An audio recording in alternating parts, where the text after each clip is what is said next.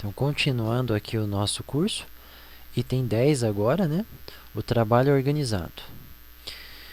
Na sociedade humana, os homens dependem uns dos outros. Uma pessoa sozinha não consegue realizar todos os tipos de trabalho. Por isso, cada um tem uma profissão própria. Depois, o produto do trabalho de cada um é trocado com o produto do trabalho dos outros. Isso é trabalhar organizadamente, é ter uma profissão própria. Veja a declaração de Paulo. Porquanto ouvimos que alguns entre vós andam desordenadamente, não trabalhando, antes fazendo coisas vãs. Segundo Tessalonicenses 3 a 11. Então, assim, analisando friamente as regras que foram ensinadas, para a gente se regenerar, a gente teria que fazer todos os tipos de trabalho. Tenta imaginar assim, ó, hoje nós precisamos comprar vestuário, alimento de tipo A, tipo alimento B, alimento C. Mas já imaginou a gente produzir todas essas coisas sozinhos? Sozinho? Né? Nenhum ser humano conseguiria. Então, é óbvio que cada um vai trabalhar fazendo um determinado campo de atividade. E depois, o produto do trabalho, o resultado, né, do trabalho de cada um é trocado com os dos outros através da compra, venda e os mercados. Mas assim, o que eu quero dizer é o seguinte, que não é da vontade de Deus que a gente fique desordenadamente, desorganizadamente, trabalhando hoje com uma coisinha aqui, outra lá e outra lá. O adequado é que a gente tente ter uma profissão fixa, né? Não que seja fixa também, porque as coisas mudam muito, o mundo evolui demais, mas Deus gosta da organização, né?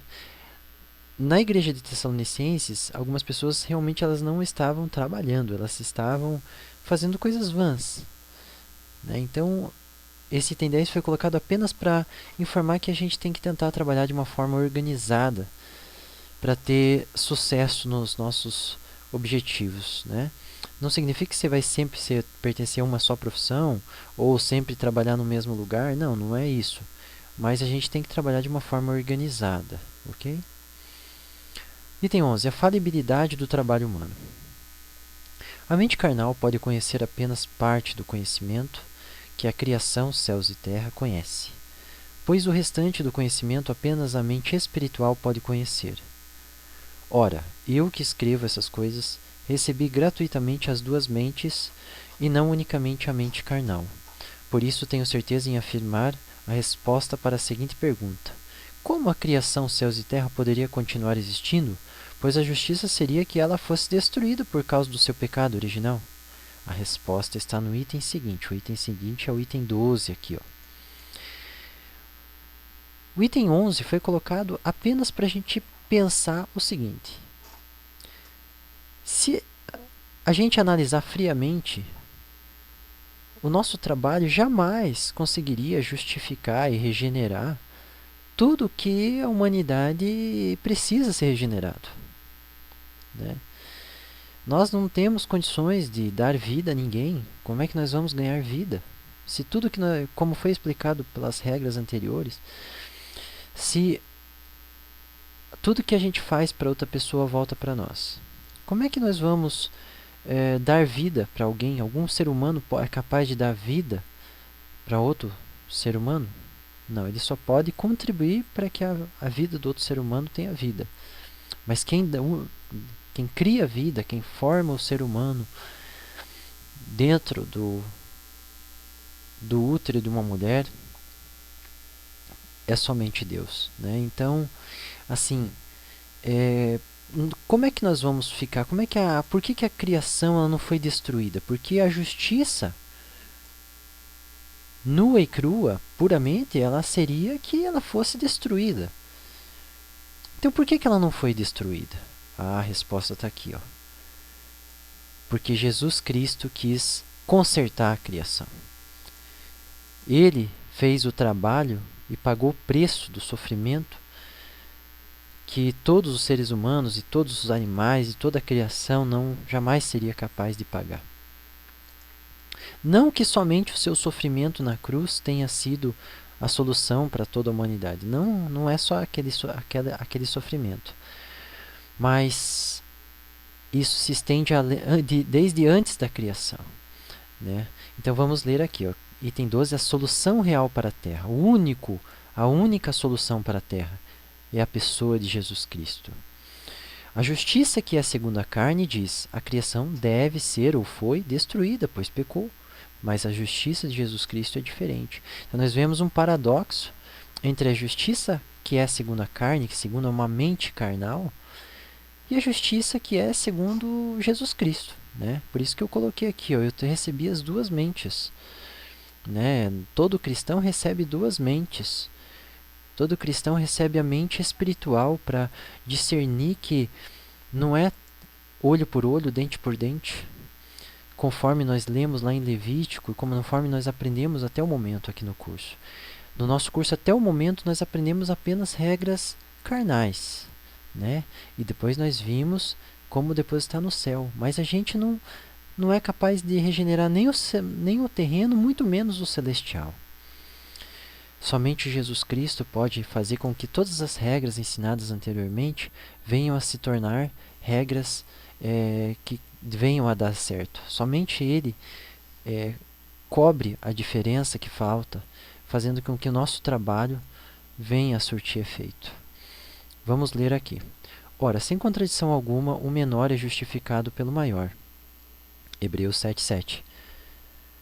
De toda a criação, o homem é o dominador, isto é, o maior. Conforme nós já lemos lá em Gênesis, capítulo 1, versículos 28 a 30. Né, lá diz que Deus deu o domínio de toda a sua criação para o ser humano. No entanto, Jesus não é uma parte da criação. Leia aqui comigo. Ó. Então, Jesus não é uma parte da criação, pois antes que a terra e os céus fossem criados, ele já existia. Né? Aqui em Gênesis, capítulo 1, versículo 26, está escrito assim: façamos o homem nossa imagem e semelhança. Note que o verbo fazer, ele está no plural, façamos. Porque ali estava Jesus Cristo, que é o Filho, e o Pai de nosso Senhor Jesus Cristo estava ali fazendo a criação. Então Jesus já existia desde antes da criação. Em Apocalipse, capítulo 1, versículo 8, ele também, que eu vou ler com prazer para todos, também vai dizer que Jesus é de antes da criação. Jesus dizendo, em Apocalipse 1:8, ele diz assim: eu sou o primeiro e último, diz o Senhor Deus, o que era e o que é, o que era e o que há de vir, o Todo-Poderoso. Então, assim, Jesus é o Alfa e o Ômega, né, o início e o fim, o Todo-Poderoso. Em Colossenses, capítulo 1, versículo 17, vai dizer que todas as coisas se mantêm, se subsistem através dele. Ele é o Criador. E por ser o Criador, ele é o dono de tudo. E antes de todas as coisas e maior que o homem, e ele é capaz de justificar toda a criação. Então, assim, antes de todos os problemas da humanidade, nós temos que pensar na solução para ela, que é Jesus. Ele é dono de tudo, nem os nossos corpos pertencem a nós mesmos. Nosso corpo é emprestado. Nós dizemos entre nós que nosso corpo pertence a nós, mas na verdade nosso corpo ele pertence a Deus. Ele só emprestou para nós e é para a gente cuidar. Veja a ordem de maioridade aqui. Jesus, em primeiro, ele é maior que o ser humano, que o homem, e o homem é maior que o restante da criação, conforme nós falamos. Aqui eu não pus a mente, né, do homem, mas a mente do homem está dentro do homem aqui, né? E Jesus é maior que a mente do homem, maior que o homem, maior que o restante da criação. Ele é o Senhor nosso Deus, nosso Criador. Ora, portanto, Jesus Cristo pode justificar a criação, e ele é o único que pode fazer isso. E foi o que ele escolheu. Ele quis justificar não a criação por completo. Agora note aqui, ele não quis justificar, ou seja, salvar, né, a humanidade por completo. E quando eu falo de justificar e salvar, não estou falando apenas da salvação após a morte, mas estou falando de toda a salvação. A que vem depois da morte, principalmente, mas também a salvação do nosso corpo carnal. né? Então, e foi o que ele fez, né? Ele quis justificar e salvar por completo. Ele não quis, aliás, né? Salvar por completo, mas sim uma parte da criação. E por ter o poder de justificar a terra, também teve poder para vir em carne, sem ter cometido nenhum pecado ou iniquidade sequer. Então, olhe, guarde bem isso. Ele não quis salvar toda a criação. Ele quis salvar apenas uma parte da criação. É como, tenta imaginar um grande industrial que fabrica várias peças, né? Várias peças e vários produtos, vários robozinhos. Alguns robozinhos, todos os robozinhos saíram fora da conformidade, saíram estragados. Daí o fabricante foi lá e escolheu alguns daqueles robôs e quis consertar. Ele quis consertar metade dos robôs. E a outra metade ele vai simplesmente jogar fora, vai tacar fogo naquele restante. Convém que a gente seja os robozinhos que estamos com ele, né? Que estamos fazendo a sua vontade. E esses ele vai escolher para salvar. Vamos continuar lendo. Por causa do seu grande amor com que nos amou, quis voluntariamente vir em carne para nos dar o exemplo de trabalho e sofrimento perfeito. Ora, Jesus não foi, não é e nunca será homem, mas foi, e é, e será sempre Deus, Deus que veio em carne.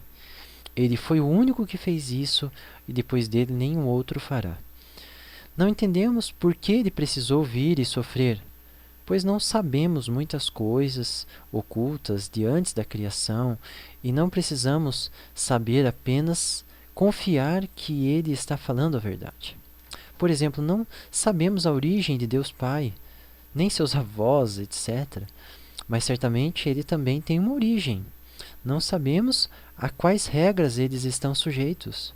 Também não sabemos por que o simples fato de comer o fruto da árvore proibida era errado. Mas há motivos pelos quais só saberemos depois da morte, no tempo certo. Então, assim, aceitemos Jesus. Entremos, se sujeitemos a Ele. Porque Ele é a única saída para nós. Não há saída. Não adianta a gente bancar o durão. Não adianta a gente reclamar e questionar. O único que tem a solução para nós é Jesus Cristo. Vamos então entrar pelo caminho dele. Vamos ficar com ele. Né? E ele veio em carne, nos deu o exemplo, né? E vamos ser imitadores dele. Né? Quem foi Jesus? Vamos resumir rapidamente. Jesus, ele já estava previsto que iria nascer, iria salvar o mundo antes dele nascer. Ele nasceu no corpo de uma mulher chamada Maria. Veio ao mundo, depois aprendeu uma profissão com o pai dele, que era carpinteiro, uma profissão normal. Daí ele também se tornou um carpinteiro. A Bíblia diz que quando ele tinha 12 anos ele já aprendia constantemente, buscava em conhecer a Deus o Pai e fazer sua vontade. E colocava principalmente o Pai como prioridade, já com 12 anos. E depois, quando ele tinha 30 anos, ele começou a sua obra na terra, né?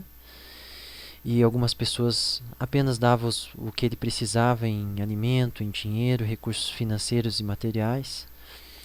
E durante 3 anos, de 30 até 33 anos aproximadamente, ele fez uma obra que simplesmente revolucionou o mundo. Mas a obra dele não era uma obra humana, era uma obra totalmente espiritual. O que ele fez na terra era apenas uma fagulha do que ele fez espiritualmente por nós. Né? Disse palavras que simplesmente são as melhores até hoje, e ninguém, nem de perto, se iguala ao nosso Senhor Jesus Cristo. Ele é o único Salvador. Então, entremos por Ele, se sujeitemos a Ele, porque todas as regras que eu estou ensinando aqui, que foram ensinadas desde o início do curso, só irão funcionar se quem está sujeito a Ele. O que é estar sujeito a Ele? Tentando guardar seus mandamentos, tentando observar qual é a sua vontade na sua palavra, no Novo Testamento, na Bíblia Sagrada, e pôr em prática. Vamos para o próximo item. Céus e terra atuais bons e céus e terra atuais ruins. Como foi dito anteriormente, Jesus justificou uma parte da criação.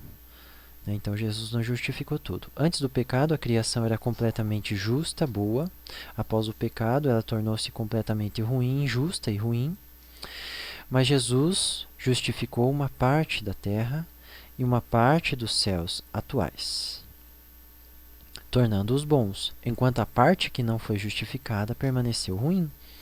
Então, assim, vamos separar as coisas aqui. Existe hoje céus e terra atuais. Os céus e terra futuros não existem.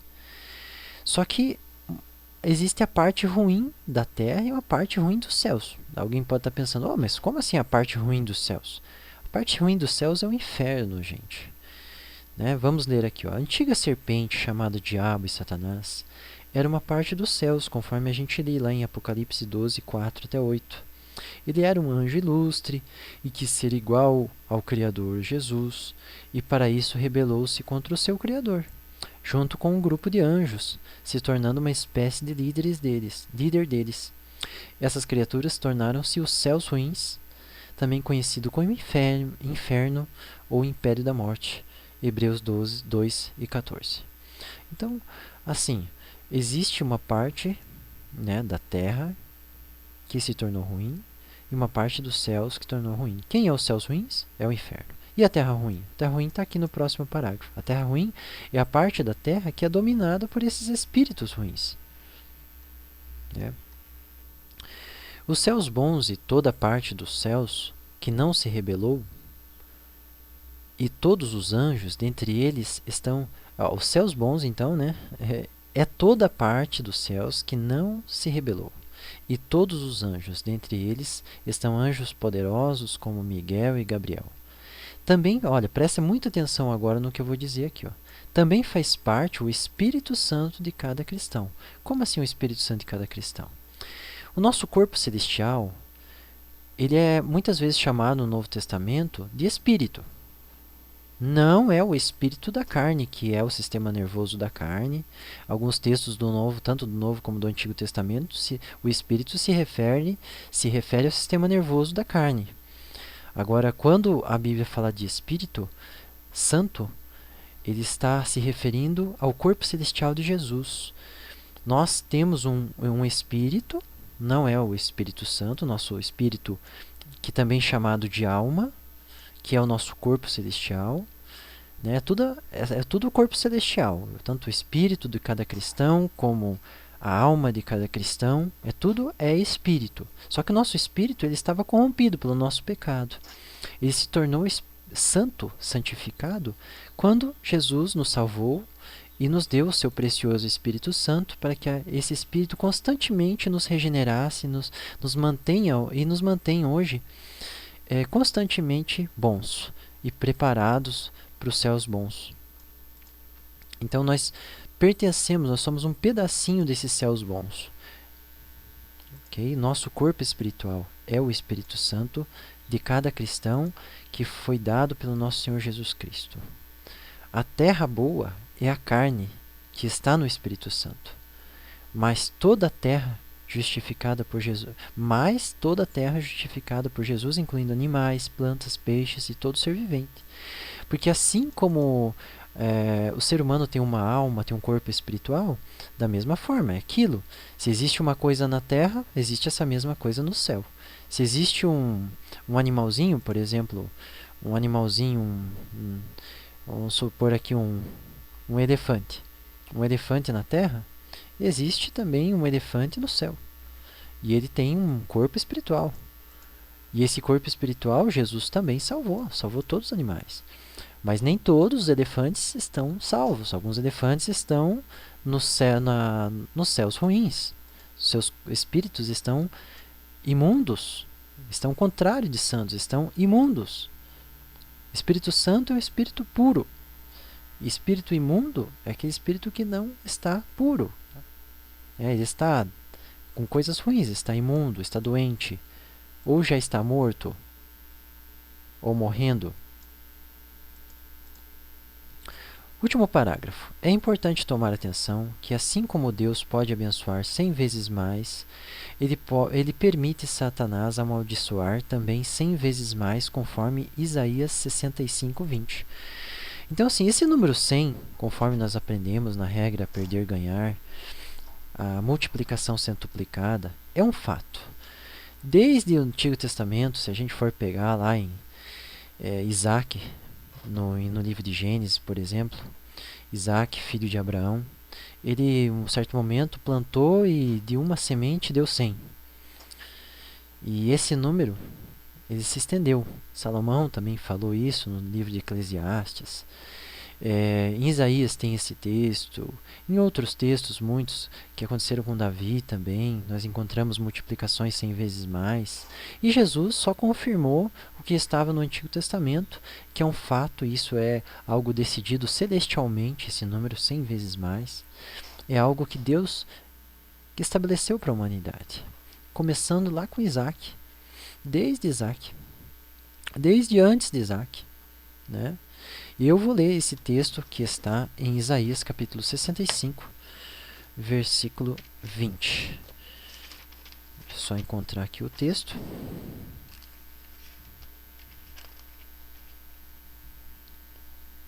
E diz assim: Não haverá mais nela criança de poucos dias, nem velho que não cumpra os seus dias, porque o jovem morrerá de 100 anos, mas o pecador de 100 anos será amaldiçoado.